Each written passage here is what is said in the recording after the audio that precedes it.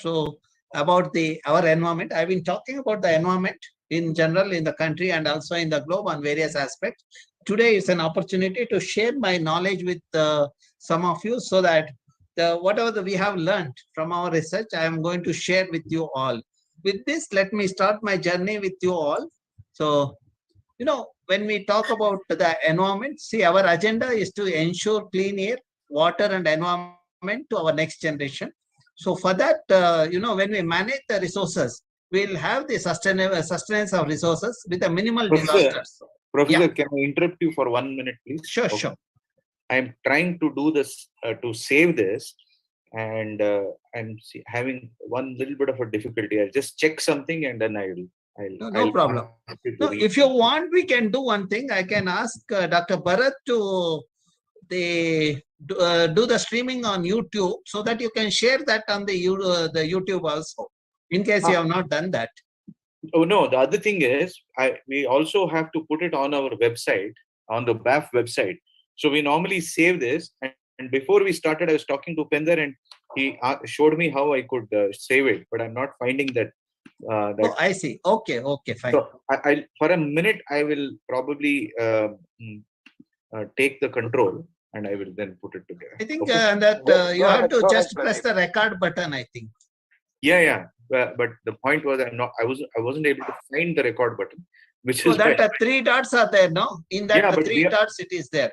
Above that, it is only giving me live on Facebook, live on Workplace, YouTube, and Twitch. So that's why I'm a wee bit confused as to what could have happened. One moment.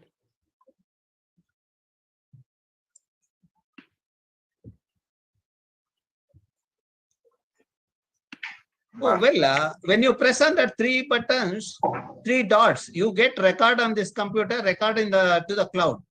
Yes, it did show me before you put on the screen. I can see that in my computer actually.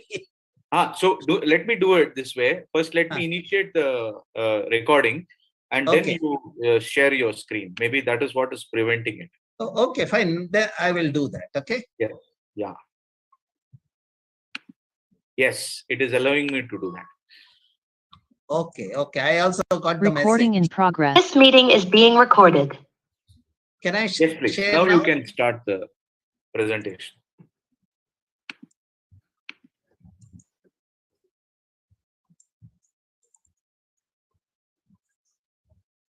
Well, as I was talking earlier, the agenda of our science is to ensure the clean air, water, and environment to our next generation.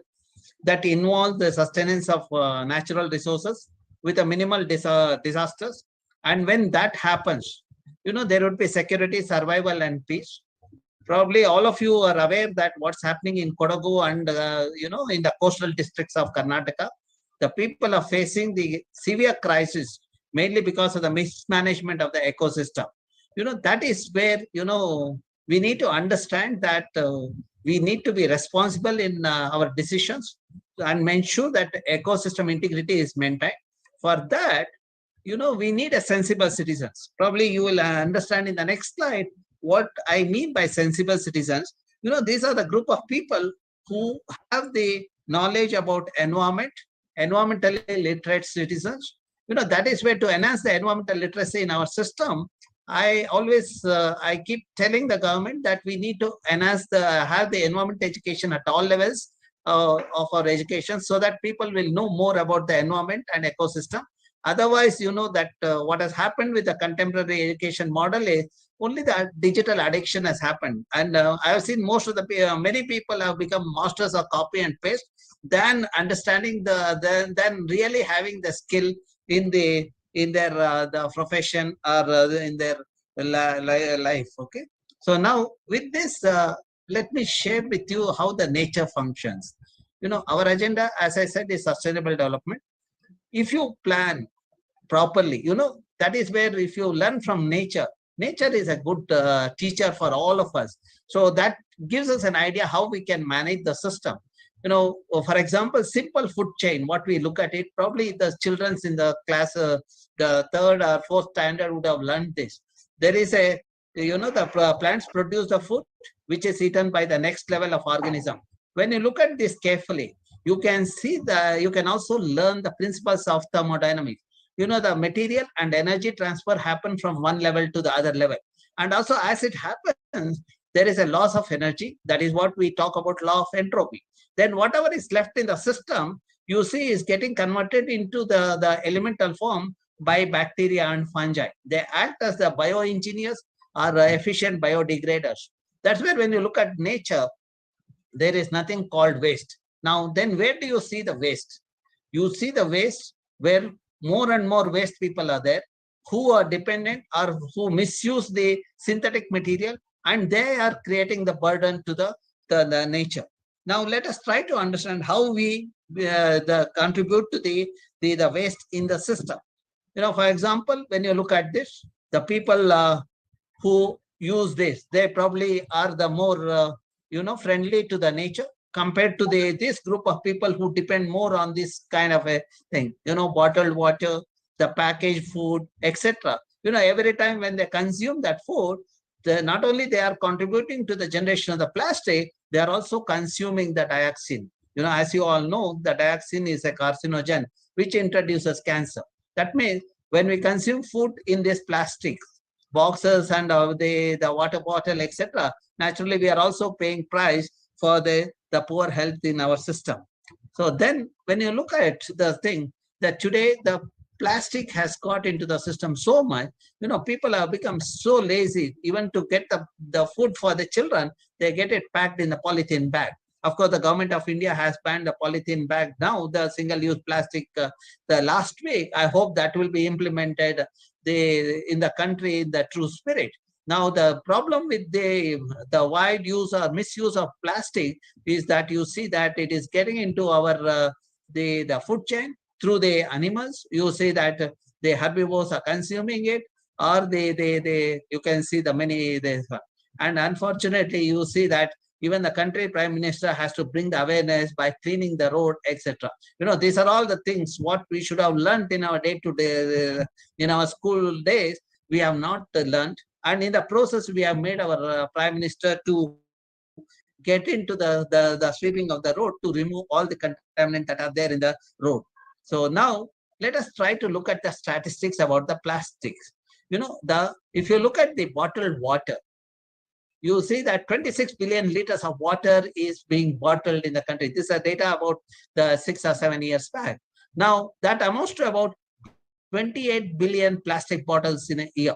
So, of which they have at least about 88% end up in the garbage. That is where when you look at the solid waste management, because of this too much of plastic and mixing of the plastic with the organic material is creating a problem in the management of the waste. And when we use the plastic, the bottled water, we are not only spending the money, we also have the health issue, because the studies have shown there are toxic chemicals in the like BPA, the bisphenol in the bottled water. That certainly will give the health problem to the people who consume too much of bottled water. Then the third thing is the environment. When we just throw it in the environment, then that leads to the problem of the solid waste, and eventually it get back to the pollutant in the air and the water, which I will discuss later. Now, our study shows that there are the 1,500 water bottles end up in a garbage every second. These details are available at this website. Those who are interested can get the details further on this aspect. Now, when you look at the other problem with the plastic, see, when we are consuming 26 billion liters of water, naturally we are also adding to the carbon footprint. See, at the one end, we all know the warming of the earth is happening because of more and more emissions of carbon in the environment. Now, this, the too much use of plastic is also contributing to the carbon. And when you look at the amount that is spent on this one, it comes to about 100 billion rupees. So now, to summarize what I said so far, see, by using too much of plastic, we are not only wasting the money, we are also polluting the Mother Earth. And that is where we need to wake up and make everyone in our system understand about the too much of the plastic usage in our system. I'm sure that the apartment will take a wise decision on the use of plastic, so that we can have a minimal plastic use in the system, which is only essential in the thing. When I visit some of the apartment as a part of my study, the last month I visited one of the apartment near the Sai complex. They are doing a good management of the solid waste, but the problem they are facing is the plastics. That is where we need to bring awareness among the communities about the implication of too much use of the plastic in our system. So this is what I said. When you drink the bottled water, you spend the money, you pollute the earth, and of course we are also polluting the water resources also. And all this happens with the bottled water. So now, if you can see the amount that has got into the system, there is when we manufacture the bottled water, there is the heat transfer happens. Whenever there is a heat transfer, naturally the chemicals that are there in the plastic will get dissolved or get the release from the plastic to the water. That's how it get into the water. So this is from the manufacturing to the transportation to your the house. The heat transfer happens.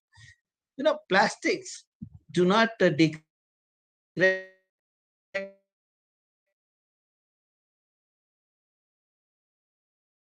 They degrade. That means they break into smaller pieces in the presence of sunlight. When break into smaller pieces, that get into the air, and if people inhale that, they will have a respiratory the problems, etc. And the other thing is that the microbeads which get into the water, get into the fish. When fish consume their algae, naturally these plastic beads also, microbeads also get into the fish, and which get accumulated in the fish body. Naturally, when people consume the fish, they are also consuming the plastic. That's how what we give to the system, we are also getting it back. So now when you look at these heaps of plastic, you can see that it's like because of the irresponsible citizens and the victims of our children. They are paying the price for our mismanagement of the resources. So now to discuss further on the plastic, my study shows that blockage of sewers and drainages happens, and because of that we have the flooding happening in the region. In some of the stormwater drains, I have seen the truckloads of the plastics accumulated in the system. So that is also gives the problem of the flooding. Then the second thing is that become the source of breeding of the disease vectors like mosquitoes, etc. Naturally, when the mosquitoes are there, you have the problem of dengue, chikungunya, etc. And the today's paper talks about the dengue deaths in the country. That shows that throughout the country, we are mismanaging the resources. And the best thing is, let us say no to the plastic. So now the problem of this one is getting into our food chain. And also you can see that how this the monkey is trapped in the polythene bag. So now, more importantly, if you are not worried about animals, at least we should be worried of our children. We should not expose them to the contaminants of the plastic, which will certainly will give the cancer, heart ailment, and reproductive problems, etc. Now that's where you see more and more such problem in our system because of the harmful effect the plastic has, and it get into us through our food system. Okay. Now there are variants of plastics. We have the plastic bags, plastic sheets, etc. Some of them you can see that is inevitable, but that how foolish decision we take up. For example, if you look at in a Bangalore, we allowed the IKEA to come up in the place, where there's already a bottleneck of the traffic. Now, because of that IKEA showroom, you see that more and more traffic bottlenecks are happening in the region. Not only that, the Americans have banned some of the plastic items. Those items are being marketed through the IKEA. At one end, we say that Bangalore is a knowledge city. Bangalore is the people with a vision. But at the same time, I see this kind of irresponsible decisions are taken to allow such kind of contaminant getting into the system. And I do not understand who are these people who go there every day, who choke our road and buy these plastic spoons, plastic buckets, etc. from that place. That is where we have to bring awareness among the people. That is where I would say that first thing we need to bring awareness among the children is that we need to be responsible. If you are responsible, we'll refuse, we'll reduce, and we'll recover and recycle and reuse. So when people are responsible and wise, they will not allow any pollution to happen in the system. Then we will be reducing the waste at the source, and there are schemes for the reusing and recycle or recovering this one, or eliminate that from the entire system. This is the chain. This is the pyramid we should be using so that we can minimize the problem of the plastic waste in our system. So now, in that regard, there are legislations have come up in our country. Way back in 2000, we had the municipal solid waste, and of course, that was amended in 2016. And we brought in the construction demolition waste, this one, and the e-waste, and all those rules have come, and they are very good rules. Legislations are very good, but we are failing in the implementation. When you look at the kind of the regulatory agencies we have in our system, I sometimes wonder why the people working in these regulatory agencies lack the spinal cord. That is where the problem comes. When they lack the spinal cord, when they become indecisive, we see more and more pollutant getting into the system. When you look at the solid waste rule of 2016 or at 2000, what does it talk about? It says door-to-door collection, segregation of waste, and we need to handle the biodegradable waste. Should be converted into the compost or the biomethane, which can be the energy. And recoverable and non-biodegradable waste should follow the route of recycling, and landfilling shall be restricted to the non-biodegradable inert waste. So if this is implemented, then you do not have the landfill site problem in the city. As per the statistics, the Bangalore city generates about 3,000 to 3,500 tons of waste every day. And 60 to 70% is organic. Another 10 or 12% is the recoverable waste. So if you do that, then you are left with a less than 10% of the waste, which is inert, that should go to the landfill site. But instead of doing that, instead of segregating at source, we are dumping everything. And that is where 3,000 tons of waste is being transported to landfill site. And people in the vicinity of the landfill site have to pay the price for the irresponsible behavior of the population in the city. That is where, if you can make sure that segregation of waste happens, and conversion that into the the menu and the energy, that would be the best option for the city. So now, when you look at the solid waste, I have summarized in this slide what I have said earlier. The problem is because of the irresponsible citizens, there is no segregation happens, and we have a very weak regulatory mechanism and inefficient municipalities. Then we have the nexus of contractor, engineer, and bureaucrats. This one, that is where we are unable to solve the problem of solid waste in the city. Even today, we have been giving the suggestion. We are requesting the government to have an autonomous agency, authority for managing the solid waste. We should get rid of the BBMP in managing the solid waste, and that agency, the agency which can handle that should be autonomous, so that, and accountable. When that happens, probably we can see that Bangalore roads are free of the waste, unlike what is happening today. So now, when you look at the composition of the waste, we have done the survey. We have been doing the study in the city for the last 2 decades, and the study shows by and large about 69 to 72% of our total waste is organic waste. That means, the Indian population being organic, we generate more of organic waste in the form of vegetable peel, etc. That segregation of that and converting into the manure is the best solution for the thing, so that 70% of our problem is solved. Another 15% of the problem is because of the reusable or recycling material. We should store it separately. Probably we can give it to the agency which takes it and convert it into the value added product. Probably that should be done. That is there in a European country, but unfortunately in our country, slowly that system is failing. When you look at the functional element of the solid waste, you have these various components: generating the waste, storing the waste, collection, Then you have the transfer and transport. That is where the transfer stations are required. Then we have the processing, and finally the disposal. This is the section which plays a prominent role in our management of the solid waste in the city. Now, when you look at why the solid waste is becoming a problem with the plastic bag, if you look at the degradation aspect, organic waste degrade within a week or two. That means, the bacteria and fungi convert the organic fraction of the waste into the elemental form. So, but if you look at other, this one, paper 10 to 30 days, cotton cloth 2 to 5 months, woolen item 12 months. And if you look at plastic bag, the estimate shows 1 million years.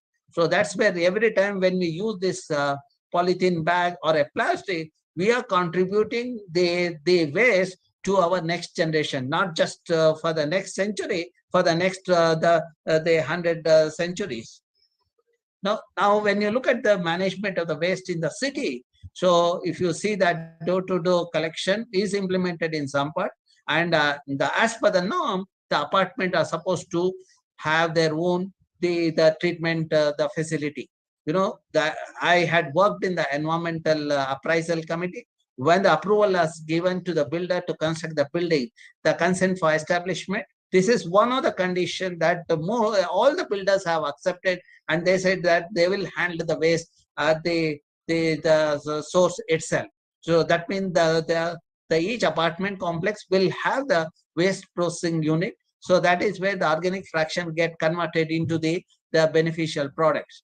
So, but when you look at the city, the waste, though it is segregated and people collect it, because some of these Paurakarmikas are real heroes. They make sure that the segregated waste only they collect. But unfortunately, you see that afterwards, because of the gap in the system, that waste get mixed.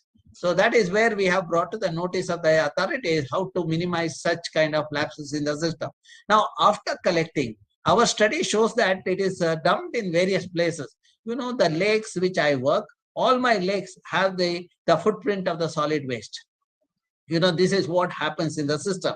The other, about probably before the COVID, when I came to the Bellandur and Vartur, in one of the instances, what I noticed is that when my student went down to collect the water sample, I was still on the shore. I saw a person coming in a BMW car with a polythene bag containing the waste.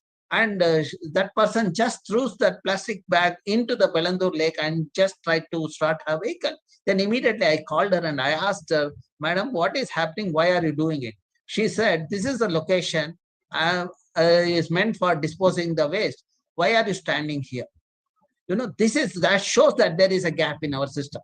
When we did the study across the city, there are this many locations where the littering of the waste happens, and most of them are the Raja Kalways or the stormwater drain or the lake beds. And we also did a study to see what is the composition of the waste. We also tried to look at from where this waste has come, because that the envelope will have some addresses which gives an idea from which apartment or which location the waste has landed into that the position. Of course, one of my students got a doctorate based on this work, but unfortunate thing is still even today this continues. And the waste is being dumped in the drainages. You see that these are the location which has become a hotspot for the flooding in the region at a micro scale. Now, what is the treatment one can do? One can have the composting. So there are economical models are available. Even the biomethanation. There's a 3-part model. Individual houses can adopt for that, for the manure. And of course, at the community level, the Sahas and such NGOs have implemented the composting, window composting, etc. But unfortunately, even in Mandur, still I see the waste major fraction comes to the thing. And if you look at in the city center, you see these people who are doing the collecting the recyclable material. They are doing the great service to the society by collecting those materials, and those materials can also be converted to value-added product. This is the case from the north. You see how the people have converted the waste into the value-added product. So when you go to the Rajasthan or Punjab, you will see this kind of items are available in the shop, which are made out of the waste that has generated in the locality. To summarize what I said so far, the waste generated at home, which has the organic and inorganic fraction, organic fraction can be converted into manure, and the food waste can be converted into the methane, which can be used for making the breakfast, etc. at home. And then you say that the manure can go to the agriculture field or for the farm or your garden, terrace garden, etc. But unfortunately, what happens? We mix everything and dump it in the dump sites. That's where it creates the problem of the leaching and the contamination. Now, when I look at the mismanagement, I would say that mismanagement happens at every level. Aam Aadmi is irresponsible, so there is no segregation, inefficient BBMP. Then we have the corrupt system, and that is where, and the other aspect I noticed is that absence of enterprising youth in our city. When I gave a talk in the Madhya Pradesh some time back, the couple of engineering students were in my audience. So when I said that the waste is a wealth, they immediately came up with the Kabadiwala, .com. With that, they came up with a mechanism to collect the waste and process it. And today, they are millionaires, or probably they have become billionaires now. So that is the kind of the worth of the waste. That is what we have. The youngsters in Bangalore have not understood that. Because of that, we have the organic waste reaching the disposal site. There is no segregation for recyclable and reusable material. Everything gets into the dump sites. And you see that organic fraction and inorganic fraction both get into the system. Naturally, organic fraction leaches and it contaminates the surrounding water bodies. If you are staying closer to the dump sites, you will understand that your bore wells also have the leachates, which contain the contaminants like nitrate and heavy metal, etc. Now, what needs to be done? I would say the best option is to have a decentralized waste management. So, and that means every apartment having the segregation at source, making the people, the apartment dwellers to segregate would be the best option. Not only this happens in the apartment, even in the all part of Bangalore, that should happen. And somehow we need to remove the waste mafia and contractors. We need to learn from our neighboring country, Sri Lanka, the way they removed the corrupt rulers. I think we need to also come up with a mechanism to do that. And the segregation at source level should happen. And then at ward level, having the resident association to manage the waste would be the best option, so that the elders in the apartment and women can take part in this one, and also the youngsters can take part in the technology and management of the thing. What they learn at home, they can also replicate at the much higher level. So now let us look at the other ways how we increase the carbon in our system. We have done the studies of the 10 cities in the country. We look at whichever city lack the public transport, the emission from the transportation sector is higher. For example, if you look at Hyderabad, 54% of the emission is from the transportation sector. And in Bangalore, it is the 45% come from the transportation sector. That means if you want to reduce the global warming and changes in climate, the first option we need to do is the improvement in the public transport. Public transport need to be economical, and it should be secure for our children and women at home. When we do that, more and more people will use the public transport. Our study shows that 60 to 60% of our population who contribute to the two-wheeler users, and then another 20 to 30% are the people single drive, the AC cars, that contribute to this section 45% of the greenhouse gas emission from the transportation sector. Now, even the waste that we generate at home, as you know that waste consists of organic fraction. As it decays, it also generates a methane. Methane has the global warming potential 25 times higher than the carbon dioxide. That means the waste what we generate at home, if we do not segregate it and if we do not convert that into the manure, we are contributing to the methane generation, which will lead to the global warming. And similarly, the case with the liquid waste. The sewage generated at home, we should make sure that our BBMP does the waste water treatment. If the apartment which have the treatment plant, my request is to please make sure that the waste water treatment plants are functional. See, when I move around in Bellandur and Vartur Lake, which is being rejuvenated, I am in the committee of the rejuvenation. When I go there, I still see that large amount of the untreated sewage getting into the lake, generously by the BWSSB. The days, there are some days when no one notices that they do not operate the treatment plant. That is where we have to make sure that the treatment plant which are there in our locality run by the BBMP also are functional. Then we need to make sure that the apartment where these treatment plants are there also are functioning properly. When we make sure that we are also giving a job to some section of the society, and we are also mitigating the pollutant that is getting into the environment. Then, of course, when you look at the other aspect, the emission happens is one of my study brings out is the building architecture. When I look at this kind of architecture in Bangalore city, I can confidently say that how our engineers have learned the copy-paste culture. These engineers who go to the European countries, they look at this architecture and they copy this architecture, they paste it in the environment like Bangalore, Chennai, Hyderabad. But what they do not understand is that this architecture is meant for a cooler climate or the temperate climate like European climate, so that you will have a thermal comfort because of the heat being retained in the building. But Bangalore, Chennai, Hyderabad being a tropical climate, we should not conserve heat inside the building. When we do that, our electricity consumption shoots up. When we did the studies in the 3,000 households in Bangalore, we saw that in the normal building, if the electricity consumption per person per year is 750 to 1,700 units per person per year, in the glass facade building, it goes to 14,000 to 17,000 units per person per year. See that the mistake of our engineers, the copy-paste culture of the engineers has contributed to the 10 times higher electricity consumption, and 10 times higher electricity consumption means 10 times higher is we are contributing to the global warming. So that is where we need to bring awareness among all sections of the society regarding the implications of the copy-paste culture or the irresponsible behavior. Now, what are the alternatives? I was just told that the apartment has the solar panel, and of course, I see that solar panels in many apartments in Bangalore. And for your information, way back in 2009, my studies brought out the region, where all we can have the solar, the mechanism to tap the solar potential. At that time, there was criticism. People said that some of the parts, the country has 130 to 160 days of cloudy days. They said this technology doesn't work.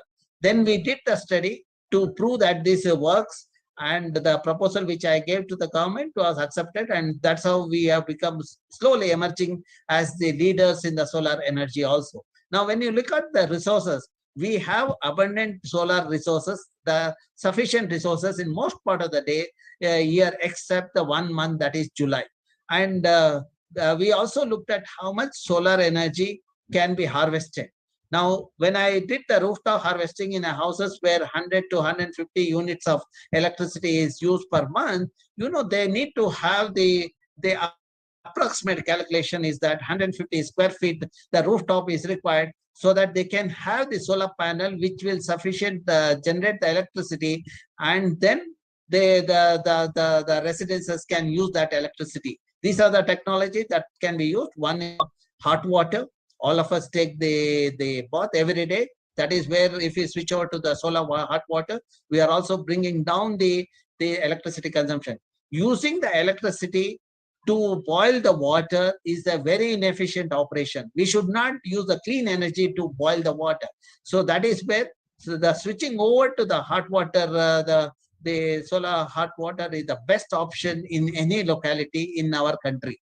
So then the PV panel, that is the thing. Even in the department, the place where I am working, you see that we have the solar PV panel on the rooftop, which of course we have the net metering, we give it to the grid, and then we get the discount in our billing also. So that's how the give and take mechanism works in our system. So then let us look at the lake issues. All of you are in the vicinity of the lake. Now you see that how we abuse the lake. We dump the solid waste. I give an example how it happens. Then we also encroach the lake beds, and we construct the lake view apartment. And we get excited when these apartments are allotted to us. And we think that we have done a wonderful job of getting an apartment in this locality closer to the lake. But when you look at the pathetic state of the lake, this Bellandur lake was receiving the 500 MLD of water every day, untreated sewage.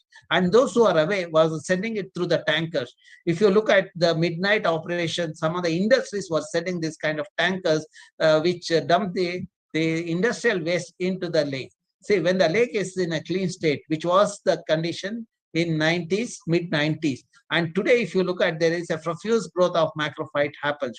When there's a profuse growth of macrophyte in the lake, it does not allow the sunlight to penetrate. In absence of sunlight, you see the food chain does not work. So you see that algae population comes down. Since algae is not there, you see the fish population comes down. That's how the productivity of the lake comes down. Now, when you look at the quality of the water, if you see that when the lake was like this, some amount of sewage was coming from the vicinity, the DO was zero. But at the outlet, DO was as high as 12 to 14. But when we contaminate the lake, when we enrich the lake with the nutrient, with the raw sewage getting into the system, we saw that at outlet, DO comes down to 3 or 4, which shows that lake is not functioning. Now, this is where we have the problem of frothing of the lake and the fire. I have traveled many parts of the globe. No one has shown me the coexistence of fire and water except our Bangaloreans. And also the froth. If you look at the problem of froth is because of the phosphorus getting into the lake, which get trapped in the sediment because of the high wind during the pre-monsoon. Churning of the lake water happens. That's how the froth formation happens. If you have noticed earlier, the froth formation happened in the April or May month with the high intensity winds. What is the solution for this? We should have treated the sewage. We should have removed the N and P from the water. But what we did in the knowledge city, we just put the barricades. When this was implemented, I told the PDA, this is the illogical ad hoc decision. I wrote an article also saying that this solution is only for the 4 or 5 days. But the PDA claimed that they have succeeded. But in 4 or 5 days, as I predicted, froth crossed over. But in the process, I noticed that the BDA had spent about 2 crores on the barricades. You know that when they spend the money, how much money they take it home also, 40 to 50%. Their agenda is to loot as much as possible, but you see the Aam Aadmi do not get the same kind of the facility what they are supposed to get with the spending of the public money, which is not happening in our system even today. Okay. Now, other parts, what you see in the city, you see that the Rajakaluways, you all are worried about the water, the stagnation of the water during the monsoon, the flooding of the water.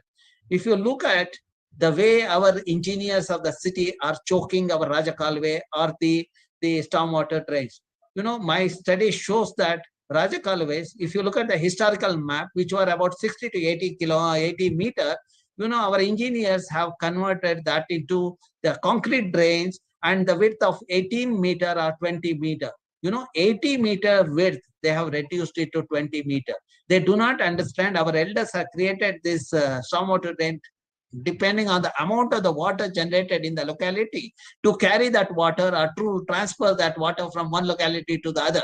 But unfortunately, current day engineers, they are keen on making the money. That's why they concretize the drain, which is against the hydrological principle. You see the drain has to be natural so that the water percolation happen, water infiltration will happen, so that only the small amount of water will flow on the overland. But what you see is that when we concretize it, we are not allowing the water to infiltrate. All the 100% of water has to flow overland.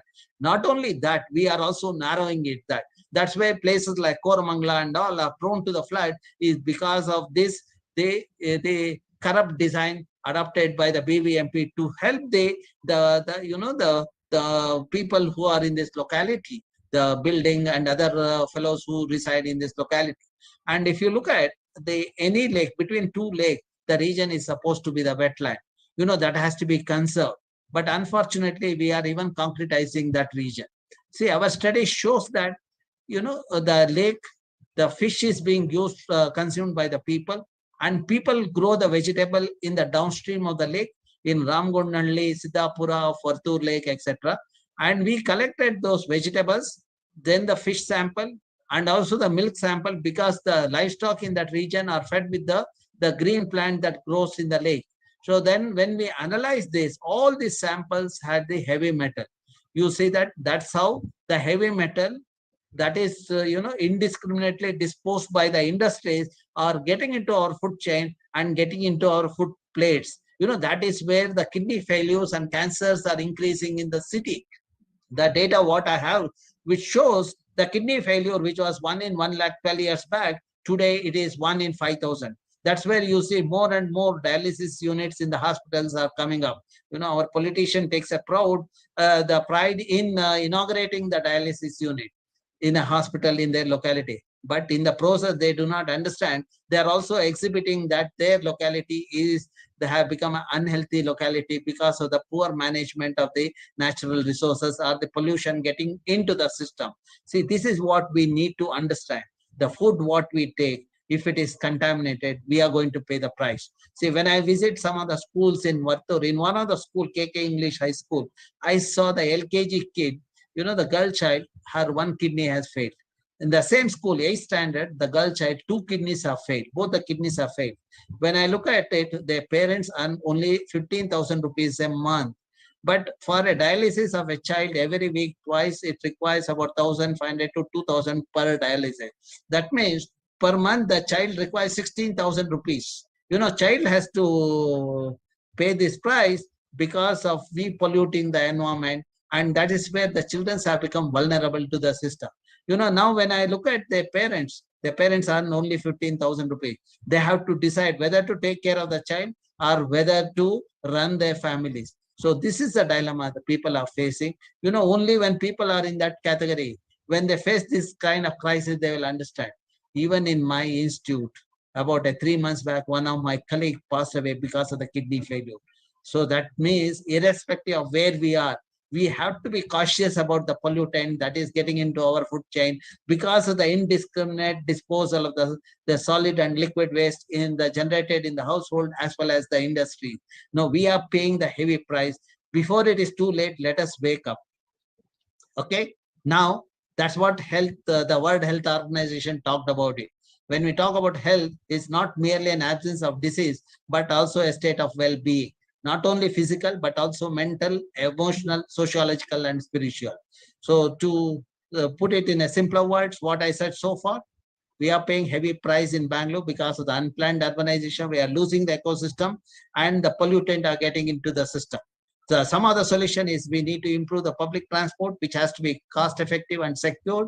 We need to manage the waste. That is where the apartment has to take a lead. If we make all the apartments zero waste, I would say that you are doing the greatest service to the nation. And of course, you can also make it a solar harvesting and make it a mandatory. Today, the technology has improved so much. Even your window panels, you can have the solar panels. Okay, and appropriately you bring the awareness among all sections of the society. Make everyone environmentally literate. See, when I did a study in Bangalore to find out what is the environmental literacy in the city, you see that general literacy is as high as the 85.8%, which is next to the Mumbai, where it is about 88.7%. But when you look at the environmental literacy, the Bangalore environmentally literate people is only 3.5%. That means 96% of the people are environmentally illiterate. Because of that, we have the pollution in the system. We have irresponsible behavior in our system. Okay, now let me take you to the Western Ghats, because when we talk about water, we always look at the Western Ghats and we think about diverting the rivers, etc. You see that this is the kind of the environment I work. I spend a lot of my time in the Western Ghats, where we have the harmonious state of mind, body, and spirit. That's where we do the good science also. Now, why Western Ghats is very important? You see that how many the species that are there in this one. We have a diverse ecosystem. You see that the science says about 1 to 1.3 million species. And if you look at our scriptures like Rig Veda talks about 8 to 12 million species. And when you look at Western Ghats, it extends from Kerala to Gujarat, 8 degree to 22 degree latitude. And this is the kind of the diversity of the plants and animals you see. And when you look at the diversity, you have diverse food. And because of diverse food, you have diverse medicine. Because of diverse medicine, you will have immunity in your body. So that is where we have the various categories of the organism like umbrella, vulnerable species, flagship species. They all they characterize based on the kind of services they provide. Okay, this gives the statistic. Let me not get into the details of that. So now, when you look at the Kerala and Karnataka part of Western Ghats, you see here latitudinal gradient versus number of species are plotted. You see at 8 to 14 degree, you have the highest number of species. That means the responsibility is on our shoulders to protect and conserve this region so that our children can have the diverse food and diverse medicine. Okay, but when you look at through the remote sensing, you see the degradation is happening. We have done the study using the big data with artificial intelligence and machine learning. I'll not get into the details of that, but it shows that the degradation is happening. We also predicted what is likely to happen if we continue to do that. If we continue to do that, the entire Western Ghat will have only 10% under evergreen forest. And the implication of that is there would be changes in temperature, 0.5 degree overall increase in the temperature. The rainfall will change. We'll have the erroneous, erratic rainfall. Some places will receive high rainfall, some places low rainfall, and more importantly, changes in rainy days. If you have read the paper last week, you would have noticed that Mumbai, which has received the rain in the last 12 days, what it was supposed to receive during the July month. So that means the rain which was supposed to come for a 4 to 6 months, if it falls in the 3 or 4 days, naturally the flooding will happen, and there are calamities associated with the flooding, as we saw that 18 people getting killed because of the flooding in Karnataka. So then let us try to understand why we need to from where we can get the water, because as the apartment dwellers, another problem you face very often is the water. You end up at the mercy of the mafias, the tanker mafia. You are not sure what kind of water is supplied, and some of the people have become hypersensitive. They start using the RO water, but they do not understand one thing: RO technology does not distinguish the minerals which are useful mineral versus the one which harms our body, that removes all the mineral. That means the people who use too much of RO water are getting the water without minerals. That is where you see the higher instances of arthritis and the blood pressure, etc. in the region. Now, if you want to have water in your region, what you can do it, or you can take part. You might say, I am staying in the apartment, how this matters. If you conserve the forest in our country, you are getting the water at home. So that to conserve the water, this is the land cover that matters. That is what is evident from my study. In 91, when I visited this river basin, there was abundant water. But today when I visit the same location, I do not have water. When I look at this, the reason for this is it could be because of the forest in the region. Now, to understand that, we did a study in the Sharavati river basin. We divided the river basin into the sub-basin. You see the dam was constructed in 1965. With the construction of dam, whether any changes happened in the system, we try to understand. When you look at this region, you see that this region is the undulating terrain. Entire region is a similar kind, rain-catching region. One part of the region has a dense forest like this region. Another part is like this, with the barren area and agricultural land. Now, if you want to see what changes have happened, we see that with the remote sensing data, the forest in this region is degraded. Now, the implication of that is, if you look at the rainfall, the entire region was receiving the rainfall of 3,000 to 4,500 during 1901 to 1964. But if you look at 1965 to today, you see that the one portion, this portion receives the 1,700 to 1,900 millimeter, while this portion where the forests are still intact, you see the rainfall of 3,000 to 4,500. To understand this, we did the study at the sub-basin level. There are sub-basins on the western side. These are the sub-basins on the eastern side. For each tributary, we delineated a sub-basin, and we looked at what is the forest cover and the rainfall. Now, when you look at that forest cover in the eastern side, there are 30% rainfall is 1,776 or 41%, 1,715. But on the western side, you see the forest cover is as high as 65% rainfall is 4,800 or 60% rainfall is 4,400. This establishes that if there is a forest in our catchment or a watershed, we will have the water throughout the rainfall, sufficient rainfall in the region. Then we did a study to find out whatever the rain you have got, how long the water is available in your wells or a stream. For that, we categorize the streams as A, B, C, D. A are the stream which carry the water for 12 months, B are the one for 8 months, C are the one for 6 months, and D are the one for only during the monsoon of 4 months. This is the study we did for the 36 months. My students monitored this basin to do this kind of analysis. We found that in a region, you have water throughout the year, provided we have the watershed with a native species of forest. When we convert the forest into monoculture plantation, you will have 6 to 8 months of water. When you degrade the catchment less than 30% green cover, you have the water only during the 4 months. Now, to summarize what I said so far, this is the region where you see 12 months of water available. Here, 8 months, yellow is the 6 months, this is 4 months. And if you overlay the forest cover, you see wherever forests are native, forests are fragmented with a rubber plantation, acacia, etc. You see 8 to 6 months of water is available depending on the water availability. Here, only 4 months water is available. The entire region has less than 30% green cover. Now, when you look at this region, you see that water is sufficient to meet the societal demand. Whereas in this region, there's a scarcity of water. And if you want to understand the importance of the water, if you look at the livelihood aspect, the farmers in this region, if they earn 1,54,000 rupees per acre per year, the farmers in this region earn only 32,000 rupees per acre per year.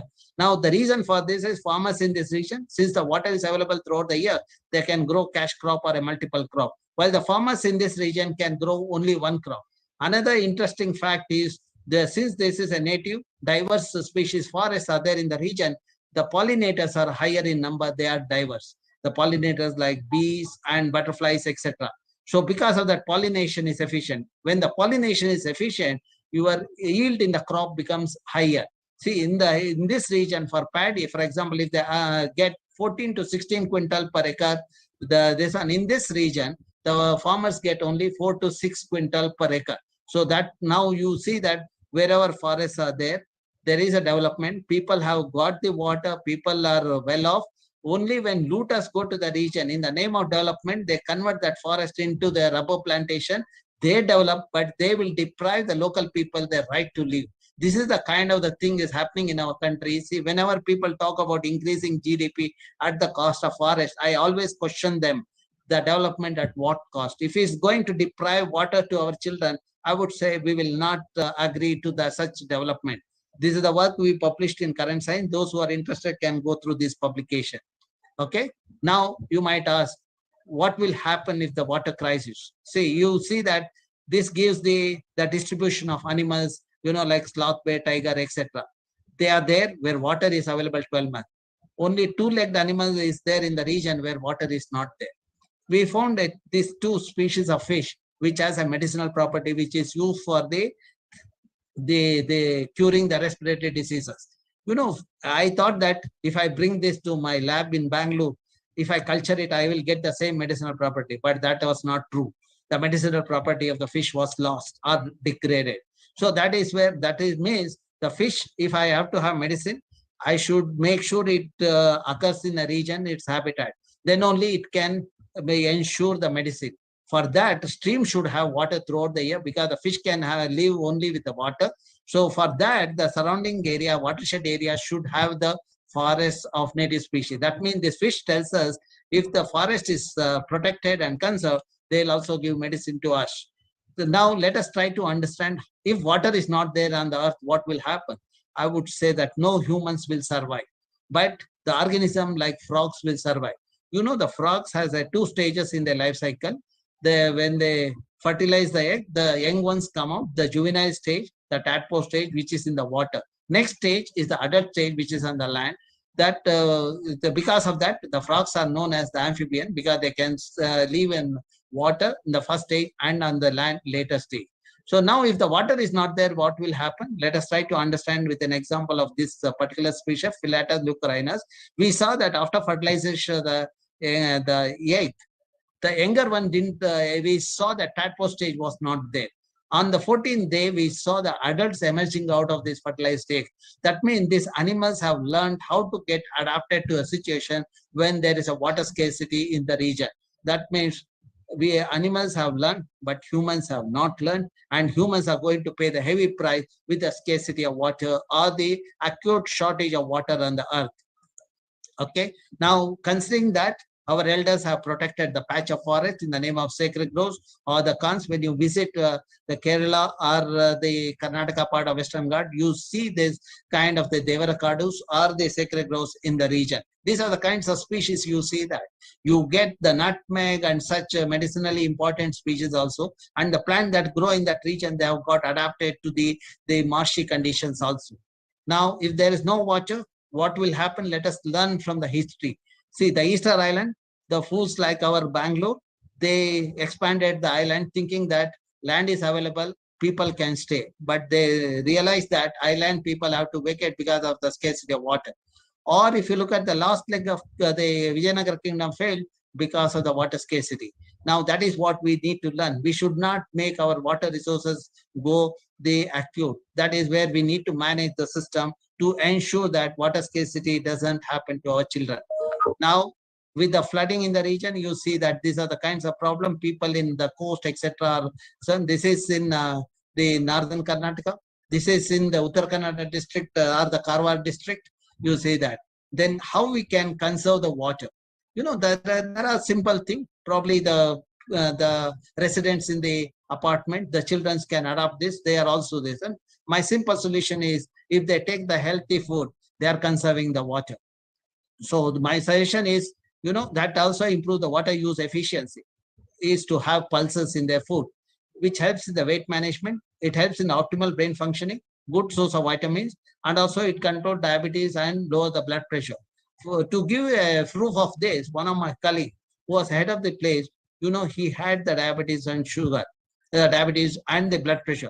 But after retirement, his food plate, dinner plate looks like this. He has 5 varieties of vegetable, 5 varieties of fruit, and a bowl of pulses. The diversity of fruits and vegetable ensures the stability or the health in your system, while the pulses gives the stability. You know, that's where when your food is the diverse, you will have health in your body. So now when you start eating this, naturally we need to grow. Let us see the water footprint for this. To grow a kg of pulses, we need only 200 liters of water. To grow the rice or wheat, we need 3,000 to 5,000 liters of water. To grow sugar, you need 12,000 liters of water. And also another important thing is, these pulse plants are not eaten by wild animals. That means in the villages which are infested with a wild animal, if we grow the pulse crop instead of rice or wheat or sugar, we are also reducing the human-animal conflict. That is what we need to do in our system. In places where animals move, we should make sure that the pulses are grown. Okay. Now with that, let me bring you to the Bangalore. So see, this is how the Bangalore topography is. You know, when you look at Bangalore of 740 square kilometer, in 1800, we had interconnected water bodies, 1,452, 82% green cover. And because of that, temperature in the city in the May month, that is summer, is 14 to 16 degrees Celsius. And during December, for a few days, we had 0 degrees Celsius. And we were growing apples in a place called Palace Orchard, closer to IISc. Today, when you look at this place, we don't see the apple, but we see that okay. Yeah. Is there any suggestion? Luke, you have any suggestion? Doctor, I mean, we are listening very carefully to the deep insights you're providing to us. Will your lecture be longer, or how long more? You can tell me. If you want me to stop, I'll stop right now. Or if you give me 10 or 12 minutes, I'll wind up. That's fine, doctor. Okay, fine. Please. Yeah. Now I have come to Bangalore from Western Ghats. You see that my stay in Western Ghats is longer than in Bangalore. Okay. So now the city, if you look at, we have 193 water bodies and green cover is less than 8%. When you look at the way the city, this is the interconnected water bodies we have in the city today, but the interconnectivity is lost. And when you look at the lakes, why do we need? Lakes provide fish, fodder, and also water for washing the cloth, agriculture, etc. It helps in groundwater recharge, and also it treats the pollutant, and it moderates the microclimate. It also provides the recreation. We looked at the economic aspect of that. And also, say when the lakes were there, groundwater table was at 80 to 100 feet. when the lake was removed, in 5 years, we saw groundwater table went down to 600 feet. Today, people in that locality, after 20 years, I see they have gone down to 1,000 feet. There is no water in the well.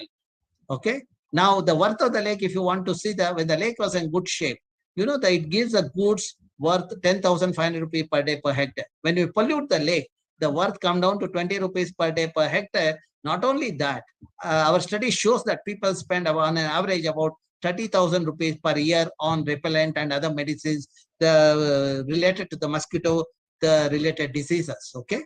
Now, we looked at what is the worth of the lake. So now, if you want to see what are the threats, you see that the lakes are being polluted and we are losing the lake. To understand this, so let us see how the changes happened. In 1973, 68% of the city is green with a vegetation. Blue is water body, yellow is open space. Only the buildings were here in the core area. 92, with the industries coming up, you see changes started happening. 99, with ITPT coming in the outskirts, things started changing. Then intensification, 2009. And then you see that our prediction shows that 98.5% of the Bangalore landscape will be concretized by 2025. During the last 5 decades, we have lost 1,000. There has been increase in 1,055% increase in concrete area.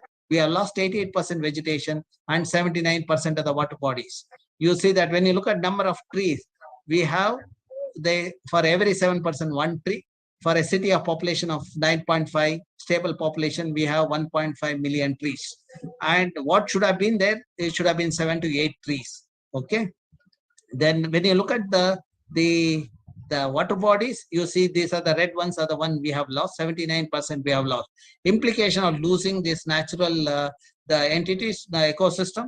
The increase in temperature, what was 19 degrees in 90s became 21 degrees in 2000 or 27 degrees in 2006. And today 37 to 40 degrees.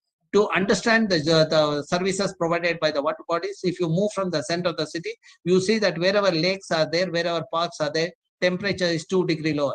That means the lakes and parks helps in the moderating the climate. Okay. Now, this is the interconnected water body we are supposed to have, but we have lost the interconnectivity. This has lost because of the influential suction encroaching the lakes and Rajakaluways. So now these are the violations that has happened, you know, the dumping of solid waste, etc. You know, when you come to the Bellandur and Vartur lake is under being rejuvenated, the desilting is happening. The Vartur lake silt, we have analyzed the quality of the silt. The Vartur lake silt does not have any contaminants. And if you look at the quantity of the silt that is accumulated in the lake is about 11 million cubic meter, or the worth of the silt is about 1,500 crores. If you look at the N and P content in the thing, it could be as high as 15,000 crores. Now, we have talked to the farmers in the region. Farmers have taken the silt in the 400 acres as a part of the desilting. The silt is being removed from the thing, and farmers in the vicinity have taken the thing. And Bellandur lake is the silt is going to the quarry pits. So now the farmers have used this, and when I visit the place, the farmers are very happy because of the nutrient rich the silt. They could grow the vegetables, you know, the greeny vegetables and radish, etc., brinjal, etc. And their profit is as high as 1,50,000 rupees per acre. This is an additional benefit than what the regular benefit they are getting it. That means the silt has the nutrient which is beneficially being used by the farmer in the region. The 400 acres of the silt has been given to the 400 acres. Now you see 1,50,000 per acre into 400. Already how much money we have saved in the system because of the wise use of the silt. So then what else can be done? You know, wastewater treatment with a constructive wetland and algal pond, rainwater harvesting, and create the water bodies. These are some of the things we have done, mini forest in each locality. And another thing what I am doing is sensitizing the youth. I have a network of institutions, schools and colleges where we sensitize the youth. Now, this is the Jakkur Lake. Way back in 2005, when we did the study in Jakkur Lake and surrounding wells had a nitrate, which is a carcinogen. So then we pushed the government to rejuvenate the lake. I was in the committee. I made sure that constructive wetland and algal pond are integrated along with the secondary treatment plant. When you look at now, there are 300 wells in the locality and the lake water quality, none of them have nitrate. I have a satisfaction of giving the science, through the science, the clean water to at least these people in the vicinity. So there has been a 85 to 90% removal of the nutrient because of this constructed wetland and algal pond. So now when you look at the city receives the rainfall of 700 to 850 millimeter. That means 15 TMC of rainwater is available. And that is where we in the apartment, it's wise to have the rainwater harvesting as well as the recharge pits, so that you can make sure that the groundwater get recharged. So we should move away from concretizing every parcel in the apartment complex. Now, when you look at the city requires 18 TMC of water. 70% of the water required for Bangaloreans is available in the form of rainwater. If you are if you are using 18 TMC of water, you are also generating 18 TMC of water. If we treat it similar to Bellandur and Jakkur Lake, this constructed wetland, you will get a 16 TMC of treated water. That means 15 TMC plus 16 TMC, 31 TMC, you have surplus water in the city. That can happen only if you have a responsible citizen who do not pollute the lake, who take part in the rejuvenation of the lake, and reuse and recycle the wastewater. If it happens, we will have the lake for our children in the next century. So this is how we do the children taking part in the planting. You'll see that when you come to my campus, I have created a water body in the campus. This is a lab for my students who work on biofuels. Not only students are happy, I also have otter in the campus. Otter requires fish. I don't go and feed that. But when we did the study, my job of facilitating water storage in this region has created ecosystem. We have algae, we have sufficient fish in the system. What I have done is, whatever the water I consume, my family requires about 1 to 1.2 lakh liters of water every year. I'm giving back 10 times that through the storage of water. If everyone does it, there won't be a poverty or scarcity of resources. When I meet people, I make sure they also implement it. This is in a Mudbitre, this is in an engineering college in a Mudbitre. Within a year, you can see that people with the abundant greenery and the abundant resources of water. So there is a smile on everybody's face. Okay. Now, when you come to my campus, you will see the mini forest. And this is the climber you will see in the campus, which I was fascinated when I was working in the Western Ghats. I felt that I should have it in the campus. I brought the seeds to the campus. Out of the 14 seeds, 7 seeds I planted in 7 locations.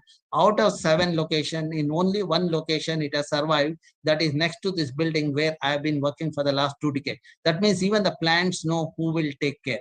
That in front of the building, we created a mini forest in a 2 hectares area.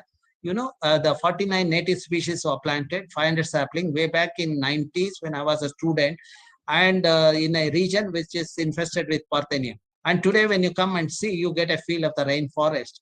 And if you look at the groundwater data, you see the groundwater, which was about 150 feet in this region. When the region was infested with Parthenium, I have the water at 5 to 10 feet.